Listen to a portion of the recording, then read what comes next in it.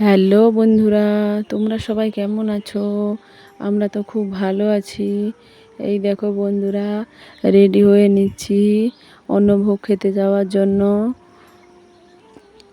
আমাদের পাশের বাড়িতে এইখানে একজনের ঘরে কালী পুজো হচ্ছে, 10 মূর্তি কালী পুজো।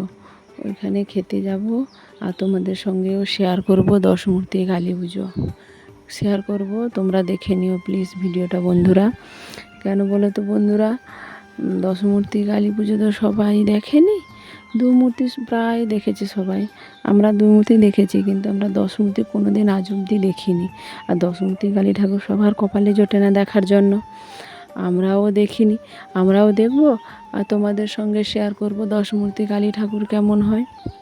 তোমরাও এই ভিডিওটা দেখলে দেখতে পারবে 10 মূর্তি কালী ঠাকুর। এই জন্য ভিডিওটা তোমাদের সঙ্গে শেয়ার করছি।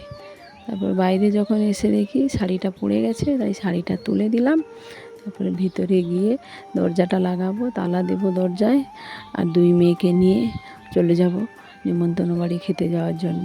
ভিতরে যখন এসে দেখি হাতে নেল পালিশ লাগানো নেই, তাই একটু নেল পালিশ লাগিয়ে নিচ্ছি, তারপর বেরিয়ে পড়বো। আর তোমরাও ভিডিওটা দেখো বন্ধুরা, তোমাদের ভালো লাগবে। আর বন্ধুরা প্লিজ আমার ভিডিওটাকে লাইক, শেয়ার, সাবস্ক্রাইব করে আমার পাশে থেকো বন্ধুরা। তোমাদেরকে অনুরোধ থাকলো আমার পাশে থাকার জন্য।